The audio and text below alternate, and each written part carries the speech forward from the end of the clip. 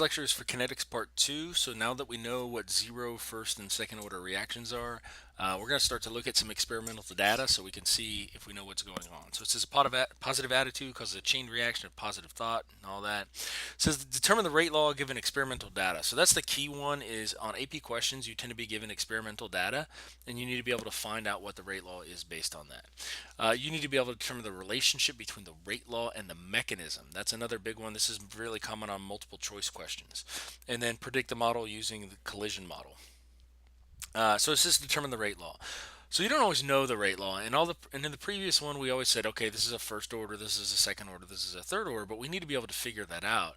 And so what we do is we do an experiment in which we test the rate or test the concentrations at different points by varying the concentration. So what I have right here is a reaction between ammonium and nitrite. And so what I did is I varied the concentration of each. The first time what I did is I kept this nitrite constant. And because I'm testing the effect of ammonium only. And I look at the initial reaction rate and I can see that the reaction rate is changing as a result of me changing the ammonium. So I know that the concentration of ammonium is going to somehow affect the rate of reaction. So this is going to make it go up. Now what I do is I hold the concentration of ammonium constant so that I know that ammonium is not affecting the rate. And then what I do is I change the concentration of the nitrite. And so when I change the concentration of the nitrite, I look and see if there's a corresponding increase in the rate. And so what you can do is you can see whether each substance is the one that's looking at. So what you see here is it's highlighted and it says, okay, I've eliminated this.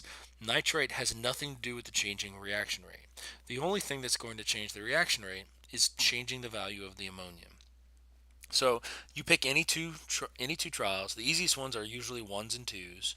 And you say, okay, now that I know it's just 1 and 2, I can say, all right, if I double this, in other words, I increase the concentration by a factor of 2, and the reaction rate increases by a factor of 2, I know that this is now a first order reaction.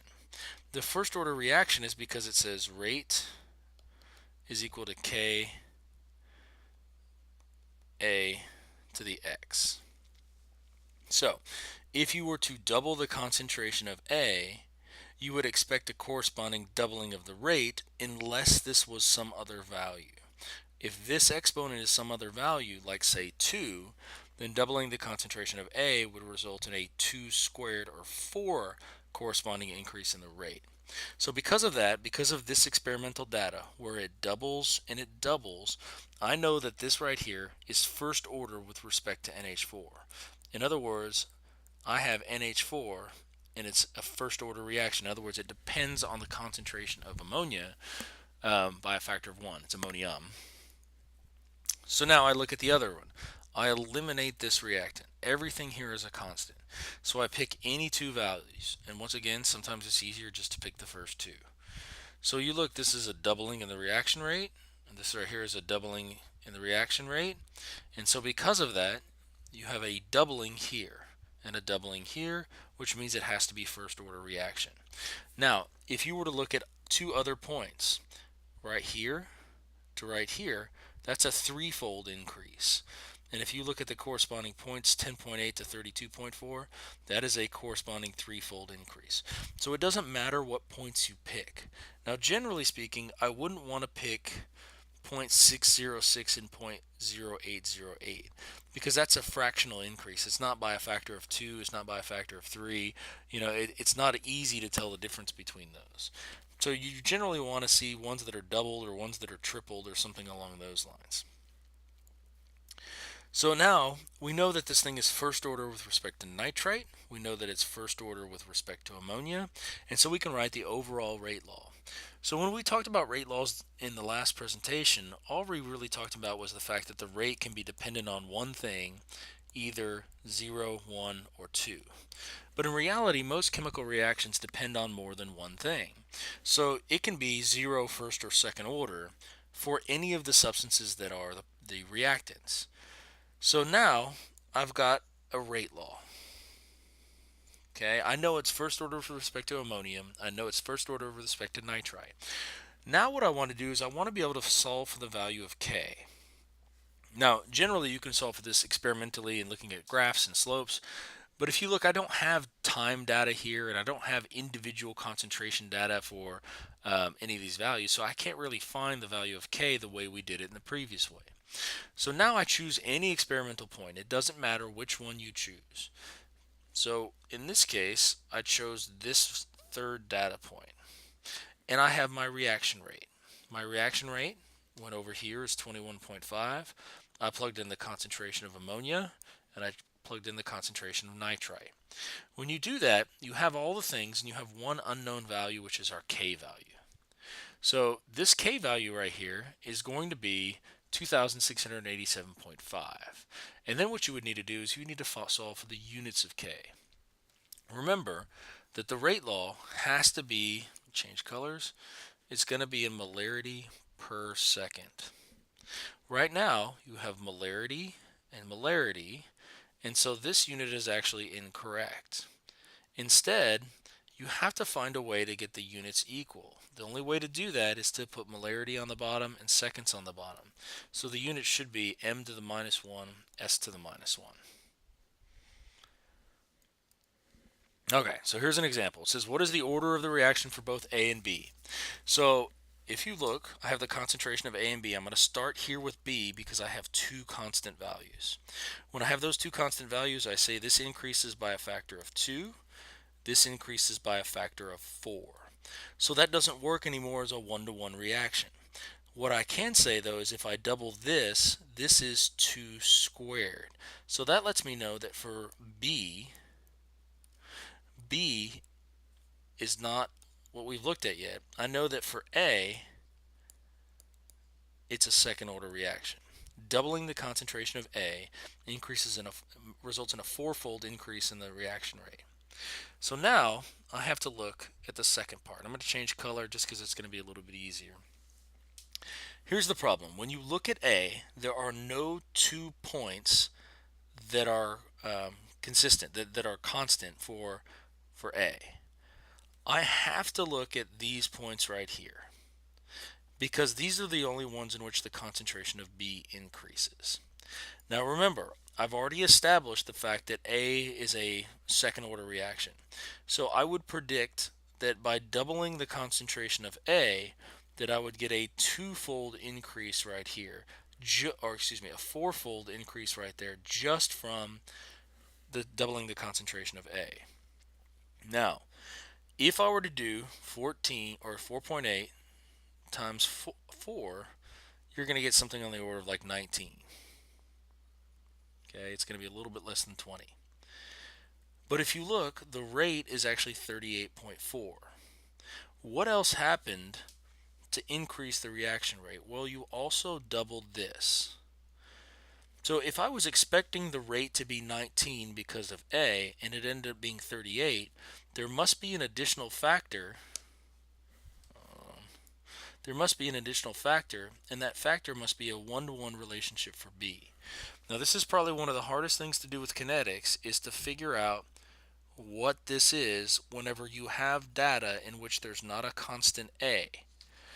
So it does take some practice, but you have this reaction is second order with respect to A, first order with respect to B, or we can say it is a third overall because it's dependent on 3 exponents. Okay, it says write the experimental rate law, including value in units of K based on the experimental data.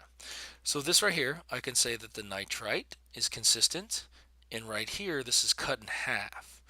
So this right here is cut in half. That means this is a one-to-one reaction. So I can say that NH4 positive is first order.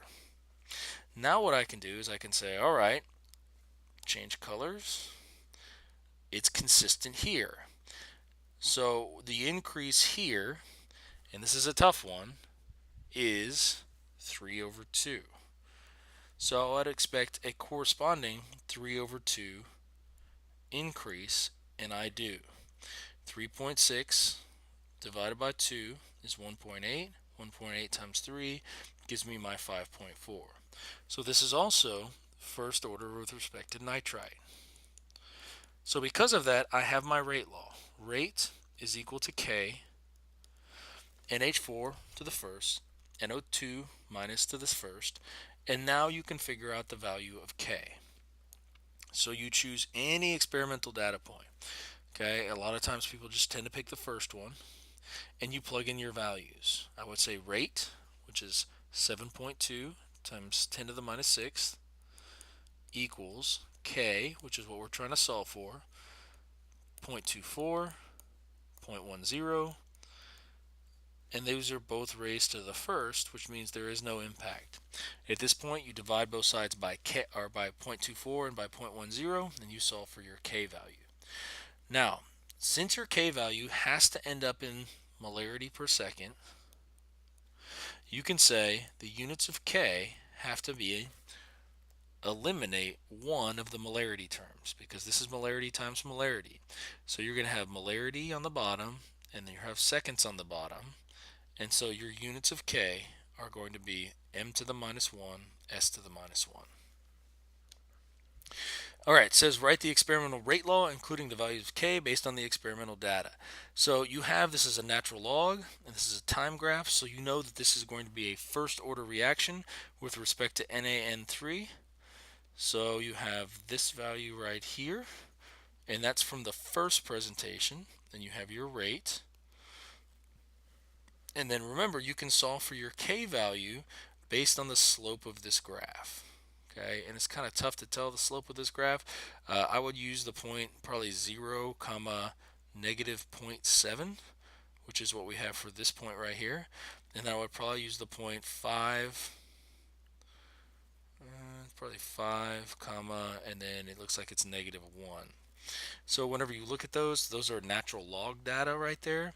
But the slope number is what it'll give you, is what you're interested in. So you'd say negative 1 minus negative 0.7 divided by 5 minus 0, and you're going to end up getting a value of negative 0.3 divided by 5, which is, now you can put it as like whatever that is, negative 0.06, and you can plug it in right there.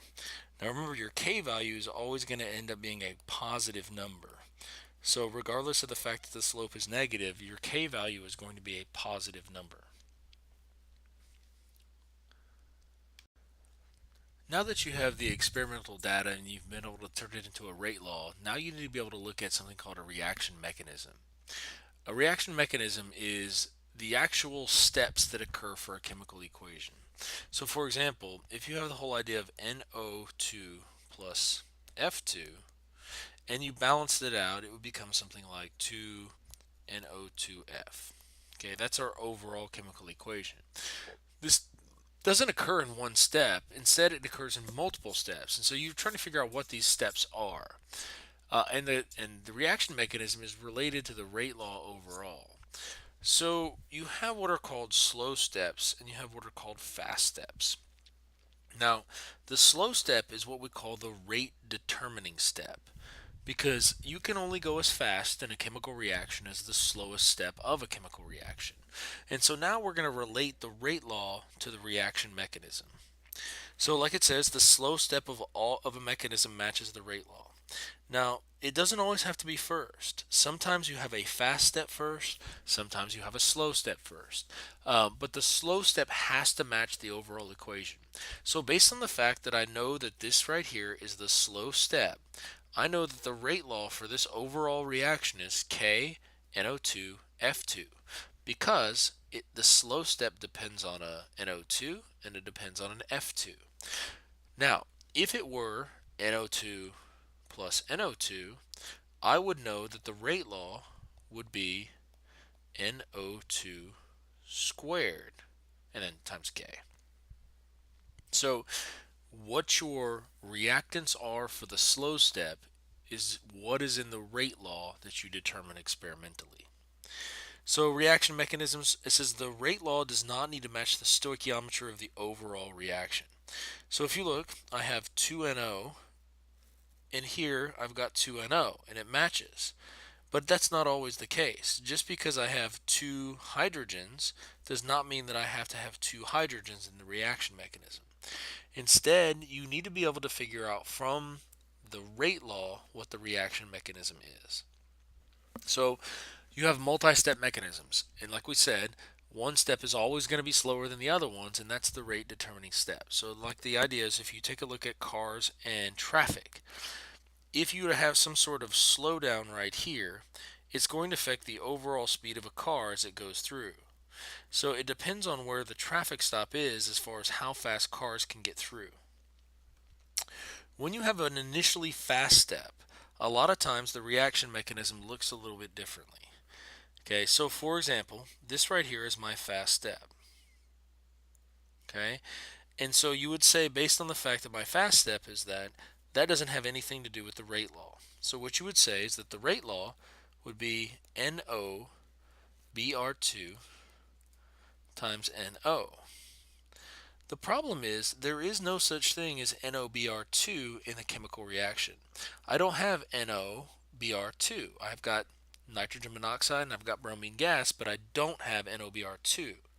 So instead of writing the NOBr2, we write what makes up that NOBr2. So what I can write is I can write NO squared, because there's two of those that make up that NO, and then I can write the NO as well. So you can look up, you can write the concentration of NO times the concentration of bromine. That right there, multiplying those two values together, is what becomes your NOBr2.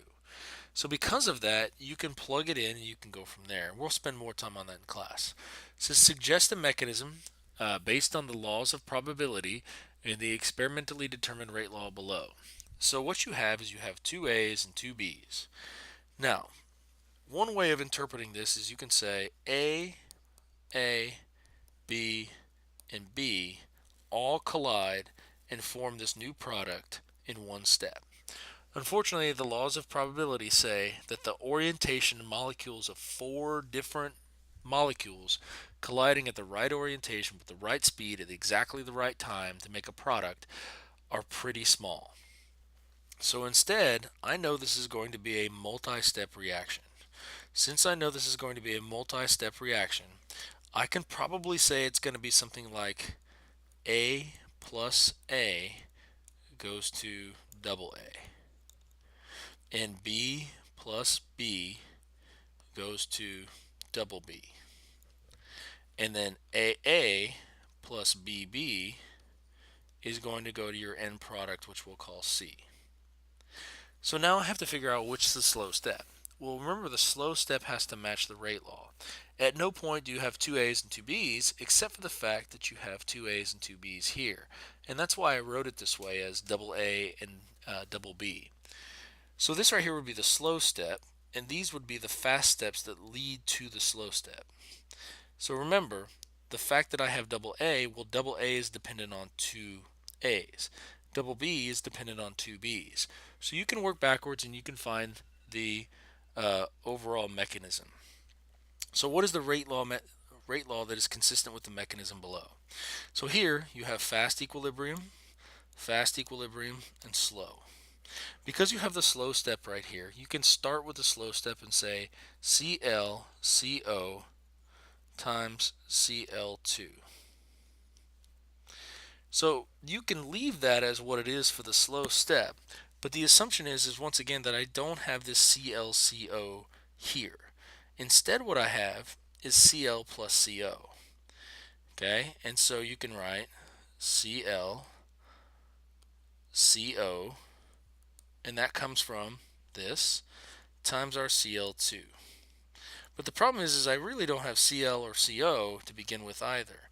Instead, this term right here is dependent on my chlorine gas, so I can write it as Cl2, which is what that is dependent on. Now it's going to be a little bit tricky because I'm actually going to have to cut this in half, and we'll talk about that later, because of this 2-to-1 ratio. So this is actually going to end up being something like this, and this is going to cause problems for some of y'all, but we're going to talk about it in class. It's going to be something like this. The concentration of carbon monoxide, you've got your chlorine gas, and you have half of the chlorine that's produced from that other reaction. So temperatures and rate. Generally, as the temperature increases, so does the reaction rate. And that's because K is dependent on temperature. You're providing it more energy for the reaction to actually occur. You see an example right here with a glow-in-the-dark stick. The reaction is much, much faster and therefore much brighter whenever it's at a high temperature as opposed to ice water. The collision model. The collision model is the idea that whenever a chemical reaction occurs, it's because two molecules collide at the right orientation with the right speed. So you may think of this and say, well, that's it's pretty unlikely that molecules are going to collide at just the right orientation, just the right speed.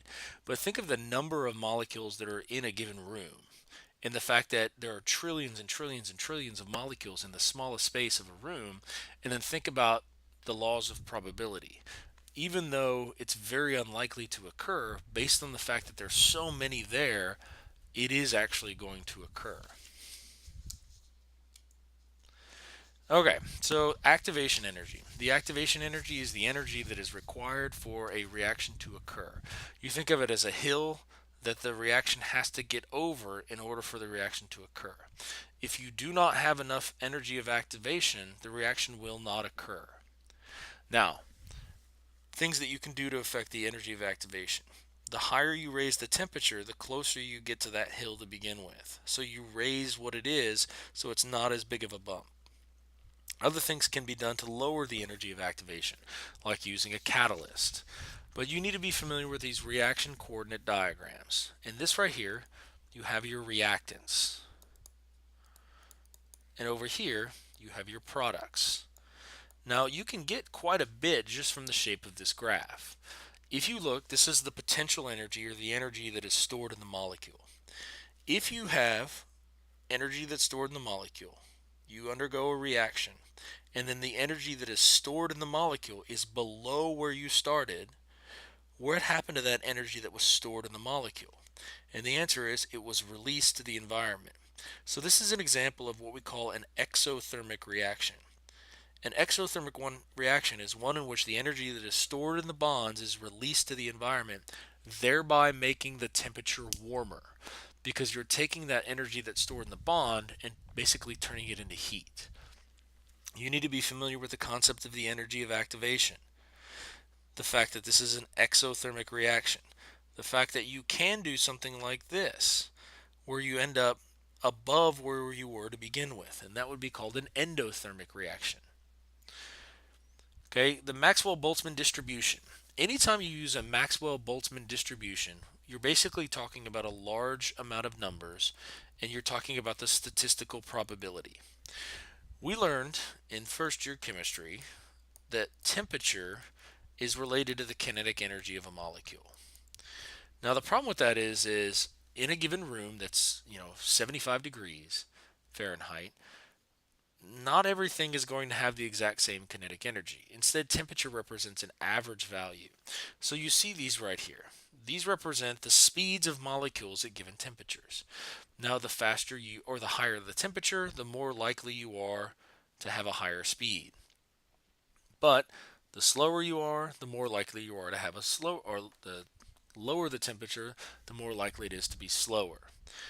Now, you can see that these peaks are broadening and they're narrowing based on the laws of probabilities. Okay, so whenever you looked at this, this level right here is called the energy of activation. Okay, you have to be moving at a certain speed or have a certain kinetic energy in order for the reaction to occur. The problem with that is, though, at different temperatures, there's a different probability. So this reaction will occur both on this line and on this line. But it's much more likely to occur whenever you have a kinetic energy right here at the higher temperature. So that leads us to something called the Arrhenius equation. Now, you generally will not have to calculate with the Arrhenius equation. Instead, you want to see the factors that affect the K, and this is the K of the rate law. Okay, the K of the rate law is dependent on this, which is called the frequency factor. It's basically how many collisions occur, the energy of activation, the temperature, and then you have the gas law constant in joules per mole Kelvin. So that's what's going to determine this experimental value K. Now remember, rate is equal to K times the concentrations. If I want to increase the rate, I want to increase the value of K. But that can be somewhat confusing. So when you want to increase the value, in other words, you want to increase the rate of reaction, this EA term is negative. So what I want to do is I want to decrease the energy of activation. If I decrease the energy of activation, I'm going from like x squared to x to the first. Oh, excuse me, x to the negative squared to x to the negative first, which means this is getting closer to be a higher value. 1 over 4 squared and 1 over 4, this is going to be faster. So if you lower the energy of activation, you're going to increase the rate of reaction, or you can increase the temperature. Both of those are factors that can overall increase the value of K. You can't really change the frequency factor, you can't change the gas law constant, but you can change the energy of activation and the temperature. Now, we're going to do this later in class, so I'm not worried about that. Catalysts are done to increase the rate of reaction by changing the energy of activation. If you look, you generally have two bumps that are associated with a catalyzed reaction as opposed to an uncatalyzed reaction. So basically what we did is we changed the energy of activation from something like 100 to something like 10. Because of that, you're making it much more likely that the reaction is going to occur. Okay, you tend to see things like platinum and gold used as catalysts in chemistry, as opposed to, and that's what you see here, whenever you have a surface of gold, it allows the reaction to speed up by actually holding the reactants together and allowing them to bond and move off. Now, enzymes are examples of biological catalysts. That's the whole lock and key, but it works the exact same way as a metallic catalyst.